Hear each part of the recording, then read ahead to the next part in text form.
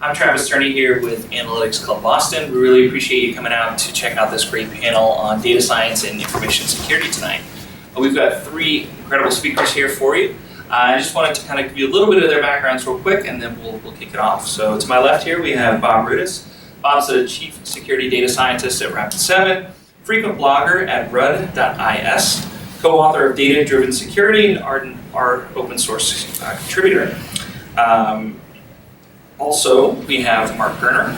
So Mark is a senior economic data scientist with Booz Allen, sitting to Bob's left, an analytics leader with 10 years of experience designing, implementing, and communicating results of analyses in support of customer engagement, strategic planning, and programmatic portfolio management related activities. Finally, to the left, we have Kalpesh Sheth, or Sheth for short, co-founder and CEO of Yaxa, a security startup here in the Boston area, with over 20 years of technical experience in data networking, network security, intelligence, surveillance, and reconnaissance, and cluster computing. Before co-founding Yaxa, Sheth was Senior Technical Director at DBIR Technologies, acquired by Finmechanica. I hope I'm saying that right. Director of River Delta Networks, and fifth employee of digital technology. Also co-author of VITA 41.6 and the ANSI standard, and spoken at numerous trade conferences as an expert panel member. So I figured to kick it off here tonight, we can kind of start with Bob. We had some interesting developments in the world of security today with the Petya ransomware. And maybe we can just talk a little bit about some of the ways, some of the work that you've been doing around using data to kind of identify and anticipate some of these emerging threats. So I need to probably press that. There we go. I think that's good. So not so much for today, but because today's hard. So everyone knows there was a big ransomware today, right? Okay. Today's hard because the attackers were kind of smart. I actually appreciate that. Like I've been around for a long time. It's 2017. I have a high bar for attacks, and these guys did a pretty good job. But like, so I was like, for WannaCry, it's a little bit of a different story. So one thing we do, so Rapid7, one thing we do is we scan the internet like every day, different things, different times. One thing we've been doing every month, but we've now been switching to every week since about the time the shadow brokers released the NSA hacks, was to do an actual full probe for SMB, looking for devices that are out there as well too. So we try to, on the Rapid7 lab side, from the internet security side or internet exposure side, look to see like how people behave on the internet, whether they're playing on the internet, what's out there. So we've been tracking on a regular basis how the ebbs and flows of what SMB is happening on the internet. So that's one big area where we've been looking for those kinds of trends, and we kind of see what those trends are. We get to report back to customers, we get to just report stuff back out to authorities, what the actual overall exposure looks like to see what's happening there, to just try to give people an idea of how that exposure looks like externally. This one's a little bit more different though, because this is actually where I think the blood, sweat, and tears of internal security teams who still have very little experience with doing any kind of data analysis or having any kind of visibility into what's happening on the networks can't really see the same kind of things that we can see and understand the same kind of exposure that we can understand on the internet side. So it becomes a lot harder for them to figure stuff out when the attackers do get smart like this. We had a lot of noisy data last time that everyone could tap into, look at stuff. We did a lot of analysis, we did a lot of graphs. This one's a lot harder. There wasn't a lot to take a look at. We could tell you what the external exposure for it is, but in terms of what's going to happen in on internal networks, I think unfortunately today is the new normal, and part of what we try to do, and I've been trying to do outside of Rapid7, is help the internal folks have that same kind of visibility, understand the same kind of things, look at data the same way, so they can understand their exposure and do the same kind of stuff that we're doing on an aggregate scale. Are there warning signs that an attack or some sort of particular campaign might happen that you guys can use to kind of see if something's coming down the road? Yeah, so while we do scanning of the internet, we also have a network of honeypots around the globe, mostly in cloud providers, but it gives us a view from like 300 different sensors. We can actually see what's happening out there, and we fine-tune them after various things happen. So right around the time WannaCry was about to happen, right after the shadow brokers released, we fine-tuned it to be able to detect SMB things that we weren't looking for in a more deliberate way before. And we can kind of give see the ebbs and flow of activity there a little bit better to give heads up from a threat intel perspective. And I think it's trying to communicate and trying to build into the platform, because we have a platform too, but you don't necessarily need to have our stuff to do things as well too, but trying to give people the tools or the knowledge or the capability to build that same, we should be looking at these kinds of things, we should be using them as tracking baselines, looking at important things, trying to find things out, and helping them understand how they can kind of go about doing that, whether they need to buy a $3 billion solution or just kind of go out and grab some open source stuff and do it themselves. Like I'm more the roll up your sleeves, get it done yourself kind of thing than go encourage someone to spend a bunch of $1 million on stuff. I'm sorry. But at the same time, if you can get a leg up by actually having a place that helps you get that data to a point where you can do that, I think it helps too. Shad, did you have any thought about kind of identifying emerging threats or any things that you guys are doing kind of in the research area? Yeah, so I think what Bob mentioned is more from the external threats perspective. What we focus on the internal, and most of the hackers, they try to have the threat vectors, which ultimately leads to one of the user who is going to get compromised somehow, whether by social engineering or stealing their passwords or somewhere. That is an entry into the network, and then the rest is a history. So we focus on those attack vectors where users' login password gets compromised, and then try to see what the activities those people are doing and how they compare with their own activities in the past. And that is how we do the behavioral fingerprinting of the individual user and try to detect that before the attack is going to happen, these are the kind of precursor to activities that somebody else is going to be doing, pretending to be you, and that's where we focus on. Mark, do you have any thoughts from kind of like a consulting perspective of how a Booz customer might come to you guys to kind of say like, hey, we're looking to approach this problem, like where would we start from a process, systems, or people perspective? Yeah, no, thanks for that. So the one comment I'll say is, and this is my perspective is slightly different than these folks. I have not been in the security domain for a very long time. My area of expertise was actually in customer and behavioral analytics. I have been asked by Booz Allen to provide more of a fresh perspective to how we're looking at it, and that is, can we look back at our security landscape and see what else we can be doing? So Booz Allen undertakes these challenges in a number of different ways. Certainly we work very closely with the cyber and security teams that are on the ground within these companies to understand what are the challenges that are kind of going on in there. We'll come in, we'll do assessments, we'll do penetration tests. We'll try to get in there early enough to try to help them figure out where there may be holes in the process. But as you pointed out in this case, these are not easy ones to identify well in advance. So one of the other things that we start thinking about is how else can we collect data that might be valuable for us to start thinking about this problem. And so from a behavioral perspective, one of the interesting pieces is a lot of these companies have now stood up security teams, and there's actually new data that's coming in because you have analysts that are reacting to these threats. So the analysts themselves and how they react is a data set in itself to help us understand how this specific threat might be different than another threat potentially. So that's one area that we have started focusing on, which is, again, say it's hard for us to predict something getting into the network. It's much easier for us to focus on data points that we know are always going to be there, identify what that baseline might look like, and then compare that to a baseline of today.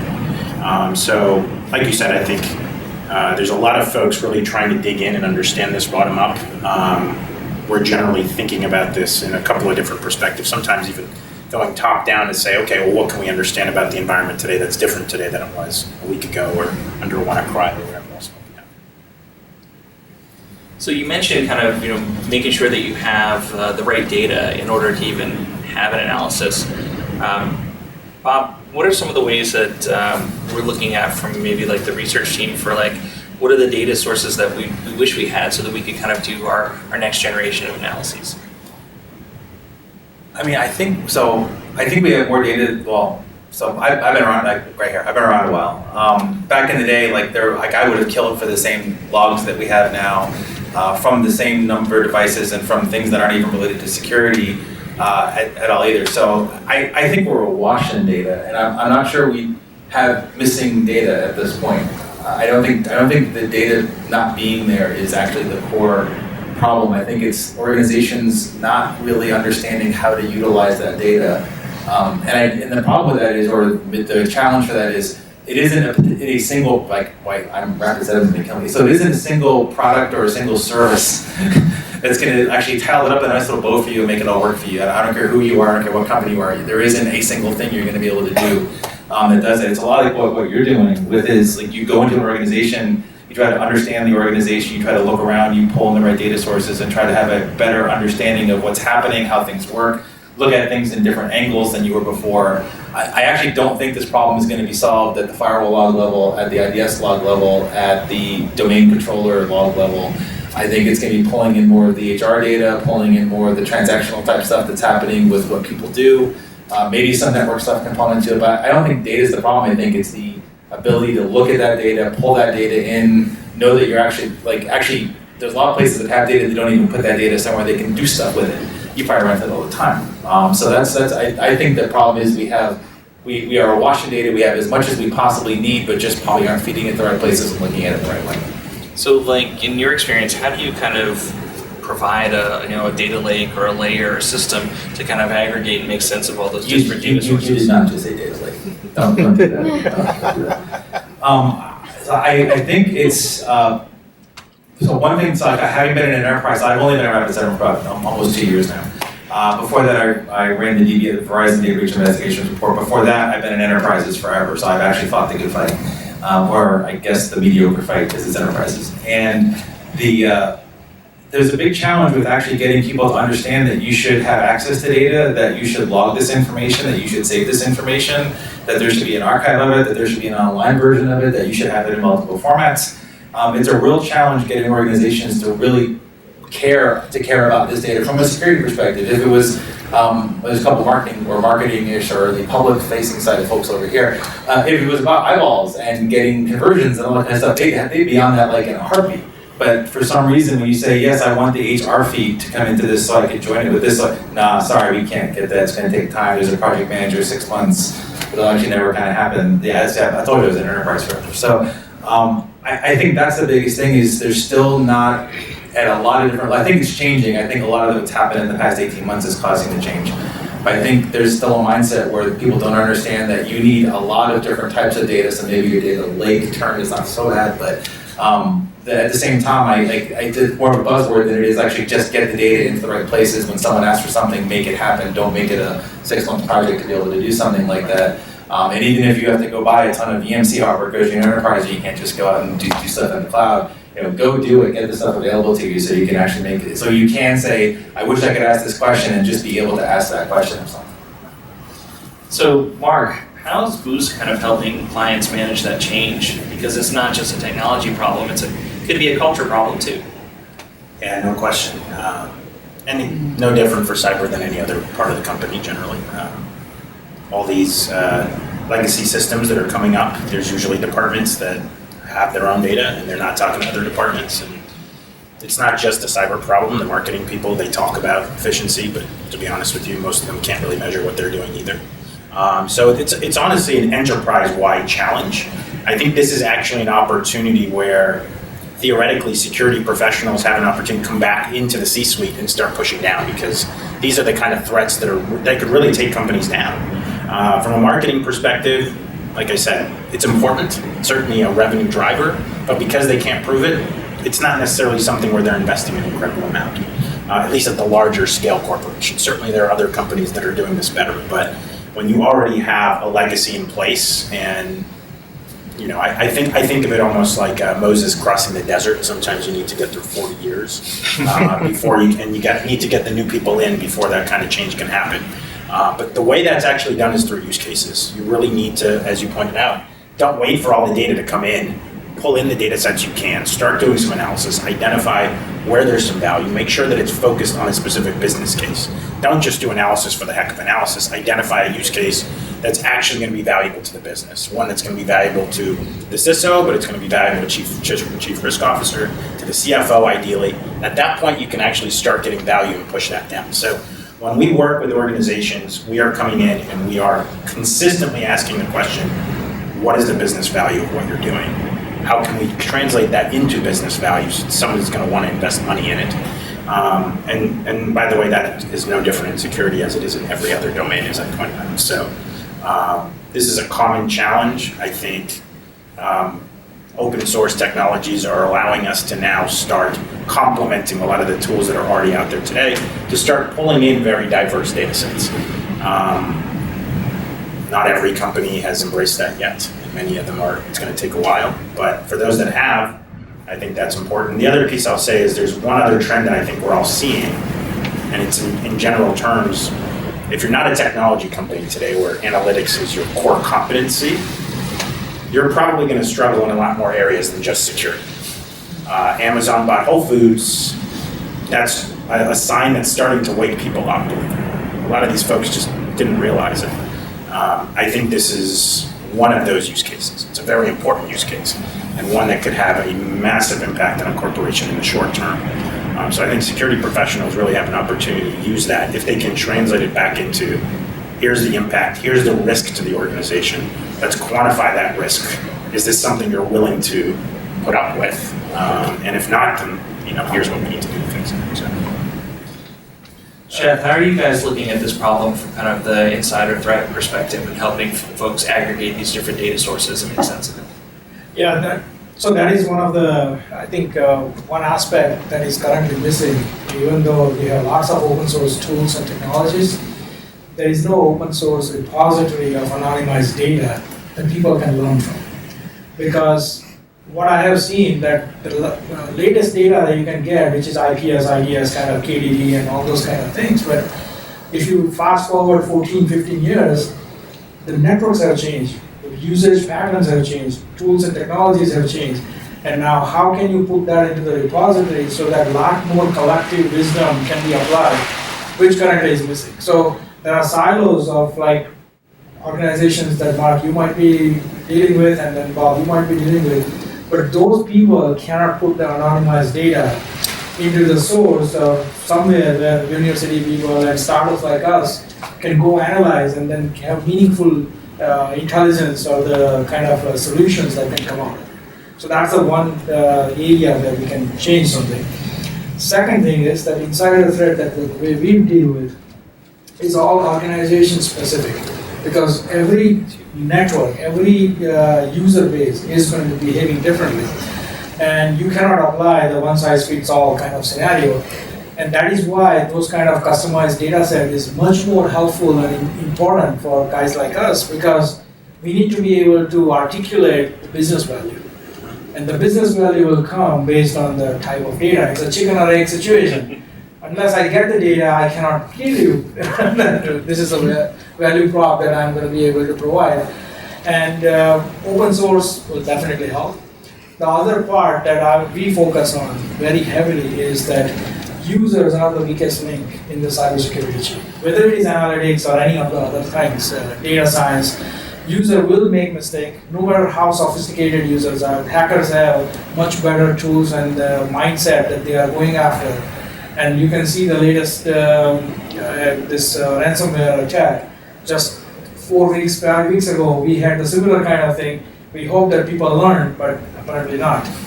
So we focus on those kind of user cases where people are going to make mistakes. How can you recover from that before it is too late?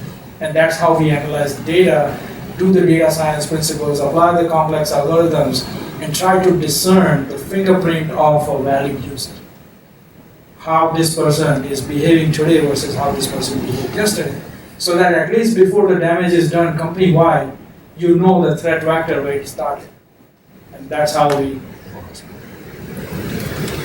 Yeah, so Bob, when you think about the user challenge, we're always going to have it, right? There's always going to be some percentage of customers or users that are going to click on a bad link, or they're not going to use best practices, or not necessarily configure things the way that they ought to. Like, how can we, is that problem even solvable, and should we attempt to solve it?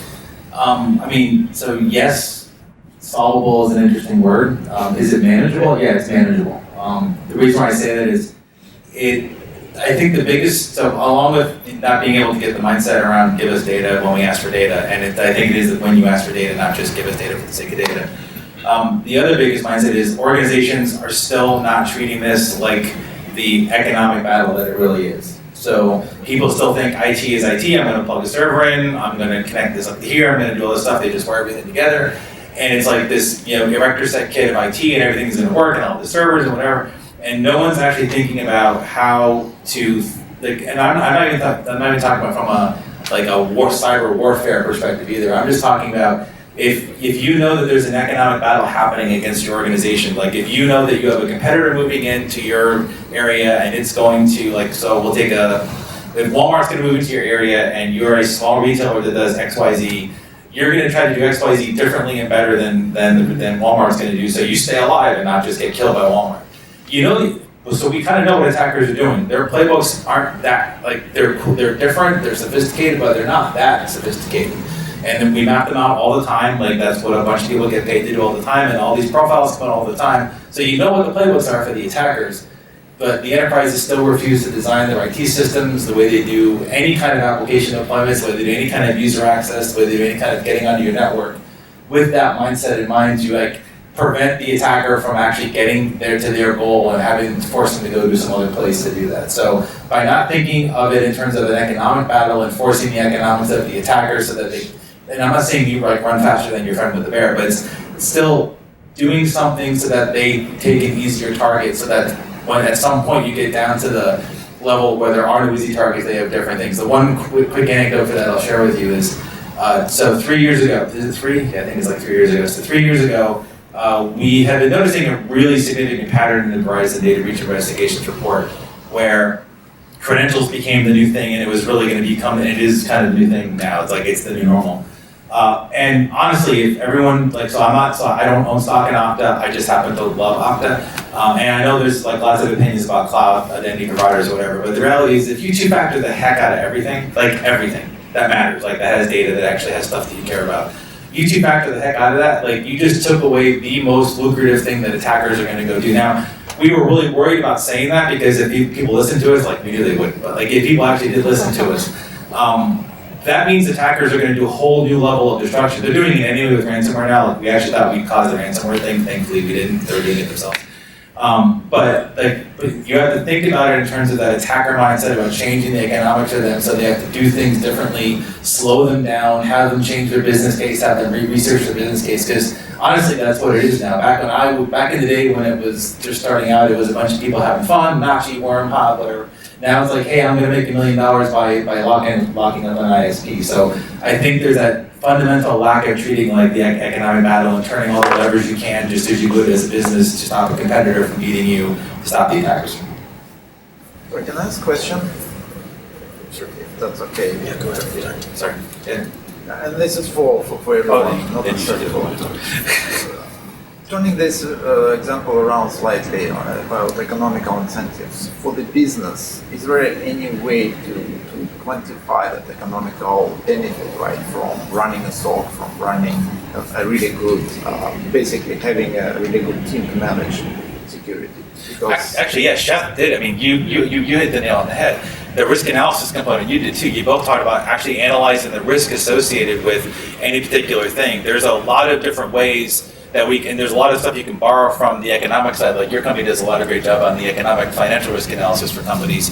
You can take a lot of that same methodology, apply it straight down to the cyber level and actually the adversarial defensive, offensive level, and be able to show actual dollar sign. It's not going to happen overnight in most organizations because they don't really have the level of sophistication that they do in IT as they would in finance. Some of them don't even have it in finance.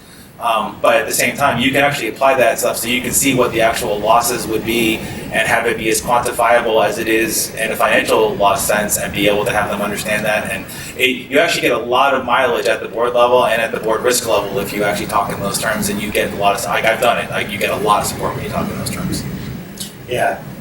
The cool thing about this problem is there is a boundary on loss. And the boundary is market cap in many instances. I know it sounds crazy, but that's a boundary. As mathematicians, we look for boundaries. That's the first boundary. Once you have a boundary, then you start shrinking that down through probabilistic modeling. I actually think probabilistic modeling is a very good option here to know, given situation X, how are we going to fare in this kind of world. So we're doing a lot of that. Again, there's no precision to a point where we know certainly that this is the value here, but when you start comparing this versus somewhere else, here's how much money we're going to make off of this marketing campaign versus here's how much money we're going to lose if something happens. those are the kind of terms that you need to translate that back into for the board and the CFO. And then they can start making those kinds of decisions at that high level. I was just going to make one comment because I get excited when I can actually reference my education on something, so it's good. You asked a question around, customers, users are probably going to make mistakes anyway, so how do we manage that? There is a very fuzzy field right now called behavioral economics in many terms. Again, the interesting thing about it is that we believe that everybody's rational, which is completely wrong. People are just irrational in everything that we do. The cool thing is that if we can predict what rational would be, we can then go back in and make specific nudges to essentially stipulate if we know that they're going to make mistakes, if we know that they're going to click on things, then we need to make sure that the things that they're clicking on and other folks are hacking in are nowhere in sight of them when they're actually opening their emails up. So I think there's actually quite a bit that could be done most likely to at least reduce that threat if we start applying behavioral economic concepts to it. I wouldn't say that we have actually tested it yet, but it's something I've been proposing. Well, I have just one. So everybody here, so you all work at, okay, I'm assuming you all work, right? Because you have to raise your hand for the next thing. So I could pick on you randomly. So how many, any one of you, how many phishing emails did your company get last week? You don't know, right? More than one. But you don't know. Like, you actually don't even know if you got any. Is that true? So I can guarantee we do. No, yeah, but you don't know how many. But what if you knew that your company got 100,000, like just for a big? Would you be a little bit more careful in your email if your company decided to tell you how many things actually occurred in that? So that's one of the behavioral nudges that we're talking about there. Like, it's the same thing as at your house. If you knew that this, like, you're looking at moving into a new neighborhood, and you have this neighborhood big data, so you know exactly how much bad stuff and good stuff happens in a particular area. You're going to choose to not move into a particular area or move to it depending on your risk tolerance for that. So the companies don't tell you things mostly because they're not even tracking it. But if they were to track it and tell you, like, you would have a much better off chance of being careful about the things that you actually do. So I think that there's not that ability to do that behavioral tweaking, to do the gamification, for lack of a better word, I hate using that word, but the gamification of how do you actually go about doing your daily job in a more secure way and embracing it from not just a technology standpoint, but from how you actually make decisions as a user standpoint. I think you might have some of that too. Actually, one of the things that most fundamental, before you even go to the risk and all this modeling, if you go to many organizations and ask IT and then the management people, what is the most important data you have? Have you classified it or clustered it? And most of the time the answer comes, oh, we have DLP, we don't need to worry about it. So that's your answer. That's the awareness at a C-suite as well as at IT level, that they haven't done the most fundamental 101 kind of homework that I need to know. At home, you always know that certain things are lying around on the sofa, but certain things are in the vault. So at least you have done the conscious analysis of what is important to you and what kind of protection or extra security you want to provide. We don't do the same thing on corporate data because it's not my data, it's a company's data. Now, at the end of the day, if IT or somebody has to be in charge of classifying it, then you start trickling down onto the, what is the worst case scenario, what is the risk tolerance, what is that we are doing to accommodate or reduce the risk or manage the risk. That's the fundamental premise that we are missing in a lot of cases. With that, we can open it up to other questions, if anybody has any questions for the team. So I can have a segue to the last discussion. So what about information overload? So I think you raised a very interesting point. Hey, now we have 100,000 spams coming to go to us, but why should I care? So that's just because I think it's if you analyze the risks, right? So any good sort of official get 25 threats every day. If you start acting on all those 25, so then where is the boundary of this, right? So that's one of the case because we humans are very simpletons from understanding of this perspective. It's a very AI problem, right? I can see that. You tell me when I should be sweating, I'll start sweating. Just don't come and say these are 25 things and let's start Like probably I'll never leave my bed if I have to react to all the 25. So what are your thoughts on the boundary cases of how much information is too much information? Because I think you are pretty much, how I would see is as pretty much a law firm of the future.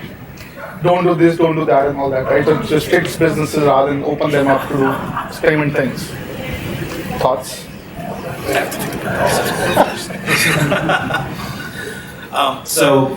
I can tell you what I've done in the past. So it starts with doing some non-quantitative risk analysis. So you basically have, and it literally goes back to everything starting with Jeff was saying going down. So if you don't know what you have is valuable, you don't know what you have anywhere. If you just don't know, you need to first get at least something. And it just needs to be one. And you don't need to be the whole company. Like if you're a giant company, like I've worked, I guess fortunately, or like until now, like unfortunately, like in giant corporations. Now we're a nice small family organization. We are with like 1,000 people. I almost know everybody. It's great.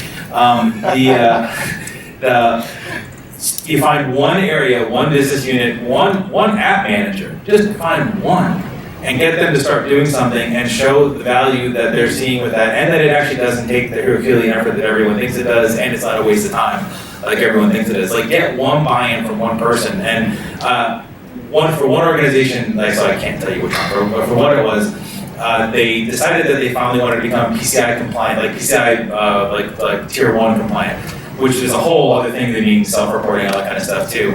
And so we actually leveraged that to help that one business unit understand all of the stuff in their business unit, not just the one application, but put everything in the context of that there, and then begin to trickle that information out. So you can't tell every user everything all the time. I give you that. I use the phishing example primarily as if your users knew that you were that your company was being phished, and throw whatever round numbers you want at it, X% or X amount every given week, I guarantee they pay differently. Like you can't tell them that, and then here's our application. Like you can't just give them all the dashboardy stuff. But to the general public user, you can give them a stat. To the application people, you can give them 5 stats. To the board, you can give them 10 stats. They're used to seeing that kind of information from a financial risk analysis and how to move markets and all that kind of stuff. They're really not stupid. Like they may feel like it if you're in cyber, like it may feel like you're like really talking to idiots, but they're actually not. They just haven't had the context before. And to what you were saying, I have this term, I don't know if I coined it, but it's the cybersecurity industrial complex. For 20 years, the cybersecurity industrial complex said, buy this thing, it's got blinky lights, when they blink, do something, when they don't, you're okay. And like we've lied to them for 20 years. Like as a general security, cybersecurity, like everyone that's inside, everyone has been lying to people for 20 years. Finally, it's not working, it's breaking down, it's just happening everywhere. So I think we're at a point where they're open to it's not just gonna be a push this button, lock the store, and everything's okay. You can do that in an incremental way, and you probably have to deal with that on a lot of the different cases. Yeah, no, so a couple of things. I've had an opportunity to ask a very similar question. So we were lucky to have former target CISO actually come over to Booz Allen recently, which was a lot of fun for us because we can ask him a lot of questions. They actually brought him in after the breach happened, which was helpful. Not a target CISO before that. Right? So I actually asked Rad the first question, which was, where did you start? And he basically came back in and said, well, they were looking at about 1,000 data points a day. We brought it down to 10, right? What I didn't assume was those were the same data points that would stay there forever, right? So we needed to validate that those are the data points that were important to us over time. But I needed to start with the first 10. I needed to start somewhere. And I think that's important. In social and marketing domains, actually this is a very similar problem that's been happening for the last 5 or 10 years. Everyone's overwhelmed with social media conversation. Trump's out there tweeting every 5 minutes. The challenge is most organizations, when this first happened, started reacting to, maybe not every tweet, but basically they felt like they needed to respond to just about everything. Many of them still do, and actually make things a lot worse for themselves. One of the ways that we solve that problem is to remind them that data is not looked at on a daily basis, but on a longitudinal basis. That's the first place I would tell anybody to start with, just to say, how is this day different than every other day? How can we compare that over time? Those trends are the first, anomalies in that regard. How are things moving is actually a really good place to start. For that, you need a historical profile of data. But it's not a bad place to start with some initial metrics, right? If you don't know exactly where to start looking at things over time and see if things are changing. Those changes are a good place to start digging. And that's how analysts do their work, right? We need to start with very high-level descriptive summaries and dig deeper. We dig when we see things that are weird. And that's not a different use case in any problem. I think we're doing very similar things in the cybersecurity world as well. Yeah, I think information overload is a big issue, and I think most of the user base cannot digest a lot of statistics. So if you go and start blabbering out that we have a million kind of packets coming in, and then if there is a one which is having a malware and you happen to be doing this, it will cause a lot of irreparable harm, blah, blah, blah. Nothing is going to stick. I think some of the analogy I used to take with the defense world when I used to have the clearance, and the way security officer would train us, right? It is all about asymmetric warfare in the sense that hackers have to be right only once, while you have to be right 100% of the time. That's a very powerful message. When you start telling, I think this is a public knowledge, but when JP Morgan went through the phishing related training for their 60,000 employees, and this was an article in Wall Street Journal, so you can read it up. They did outsource the testing of how good this training was. Right? And the same user base which went through the training, and they asked false phishing email to be sent 1 week after this training was done, and the click rate was 12%. And people say, what were you thinking when you clicked it? You just went through the training and you still again click, and then the answer was, well, I was just curious what's going to happen. So you cannot make everything idiot proof. Only thing you can do is try to give them bite-sized chunk that they can understand. And the only thing they can understand is that you have to be right all the time, hackers have to be right one time. And that message, when it gets honed in, they will start thinking about every activity that they do. Oh, is this right or is this not right? And that's the only way you can change behavior. Changing the behavior is very hard. And if you watch that founder's movie from McDonald's, how it was founded and all those things, they had a tough time how to get people out of the car to go to the counter to order their burger, as opposed to what used to be the norm. You pull over and people come to take your order. That minor change took them so many cycles to get there.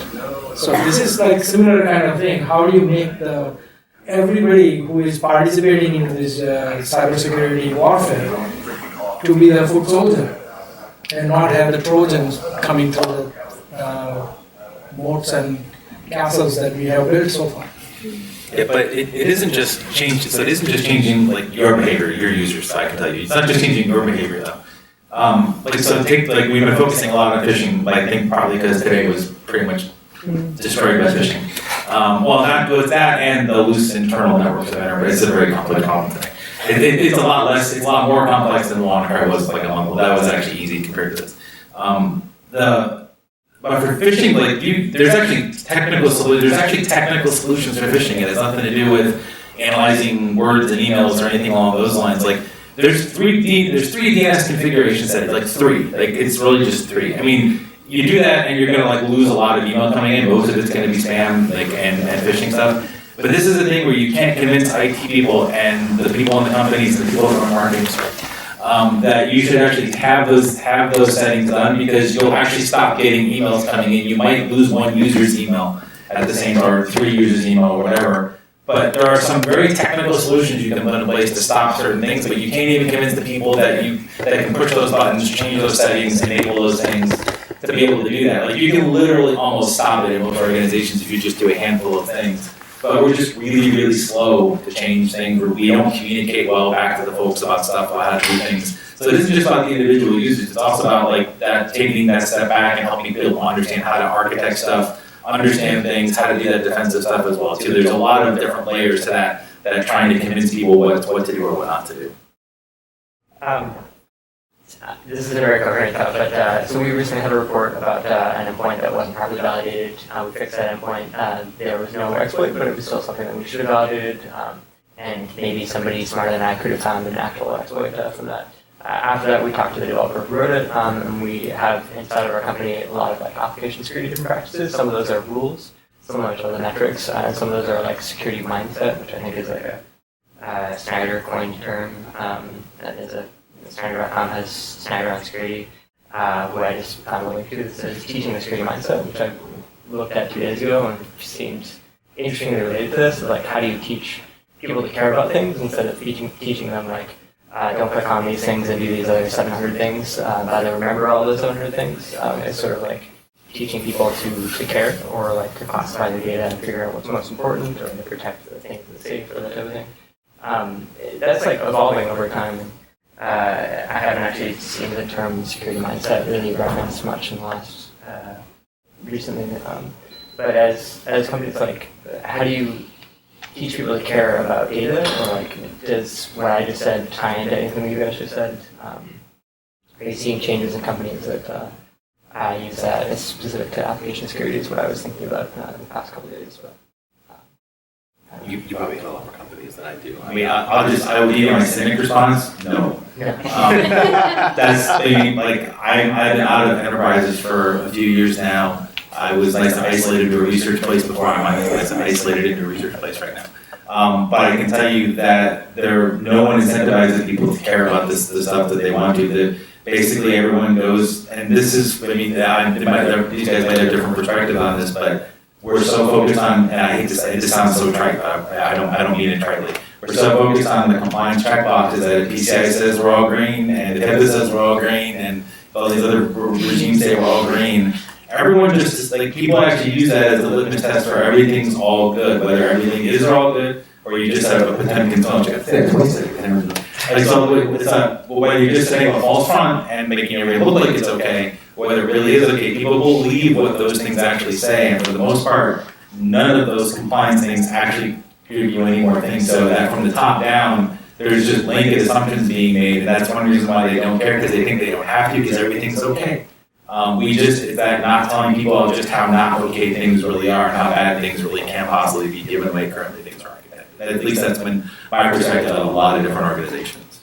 The same thing is, we don't care about the data classification because we have data loss prevention and whatever. But that can't be true for, maybe more true for management side than it is for the engineering side of things. So I often advocate for our engineering leadership who instinctively care about, anything involving technical things, but advocating up to, where money is involved to our CFO takes a little bit more effort. I think one of the things you actually just pointed out is really critical. And I don't know if people talk about this often, but the folks that are really concerned about these things aren't necessarily getting the access they need to the top levels of C-suite. And an argument could be made that they need to be there for one reason, and that is, and you may have not been referring to it in this context, but as a business leader who's interested in revenues and brand and getting customers, I don't want my employees focusing on being scared. That's important. They need to be focused on having an open mind and looking around themselves to see what's going on with the industry so that they can keep up with Amazon. We frequently have this exact conversation about whether or not what information to disseminate down as far as like office physical security policies and things like that. And sometimes make decisions to try to take that decision away from people so they don't have to stress out about a million metrics, or whether or not the random guy in the kitchen is actually supposed to be there, or by the way, I work at a fixed person company, so I can advocate to anybody in the company, and I know all of them. Right. It's a little different when you are larger. Well, again, the point is really important here, which is to say, why do you need security professionals in the C-suite? You need them because you don't want anybody else to have to worry about this all the time, and you don't want them having to go through everybody else who has a completely different focus on their job. And we want them not necessarily focusing on being scared. Right? As an organization, you don't want your people to be continuously worried and scared about everything they're doing. They should be focusing on making more money. And in the end, and again, I hope I'm not offending anybody, but security is a cost center. It's not generating revenue, it's protecting revenue. And that's critical and very important. But in that case, you want the people who are protecting you to have access and be able to make the decisions that are needed to do that. That to me is a really good argument to go up to the C-suite and say, either we go to your other people and inhibit their own innovation, or you let us just do this for them. And you take them completely out of the equation. And I think that's an important opportunity that a lot of companies probably need to take. Like I said, I wouldn't want my team that I have focusing on our clients and all these other things continuously worrying about our email threat, but we get emails all the time from Booz Allen, to be honest with you, that tell us be careful about this, be careful about that. We get consistent trainings. We spend more of our time on security-related trainings, ethics-related trainings, FTC, everything. You can't imagine how many trainings we have to go through because we are a government contractor. But, that's a mindset. Are we by, effectively inhibiting their own innovation in that regard? So I can see where people would be concerned about changing their mindset, but maybe that's where we need leaders to have more of a presence at the higher levels. Yeah. So one thing that Litmus says, one of the G's ex-CISO, he asked me that in the conversation we were talking, and he said that most of the C-suites, they are only interested in finite answer. And if there is a ransomware attack somewhere happening, and then they'll have a meeting and they will come down and ask the CISO, so how safe are we? Is this the kind of thing that could happen to us? And what we are expecting is, the answer is, no, nothing will happen to us. We are 100% secure. And CISO, in their deep down in their heart, they know that there is nothing like 100% secure. So now how do you answer those kind of questions, which is not quantifiable? Now you answer it in probabilistic terms, or you answer it into some sort of risk terms, and that is where management needs to change the mindset, right? That this is a constant or ever-evolving thing. And that is where the employee as well as the management both have to work together to figure out what is the right message, what is the right way to communicate. Because C-suite communicating to CISOs in a way that is detrimental, that if the person answers that less than 100%, he or she may not be there the next day, right? So that fear is not going to elicit the right answer. So this is like a chicken and egg situation in that sense, that how do you go and then have an honest conversation? Because are you willing to accept what the reality is? With that, I want to thank everyone here for joining us this evening at Analytics.CLUB Boston. We're going to have 30 minutes of networking, so feel free to come up and talk to panelists, introduce yourself, network. These types of events we're trying to do on a monthly basis, so please keep an eye out. Also, all of our panelists here are hiring, so check out their profiles on the Meetup page, go to their career pages. They're all growing at different levels and need different types of skills. So the folks here are definitely the types of people that we're looking for. So thank you again, and see you at the next Analytics.CLUB Boston event. Thanks.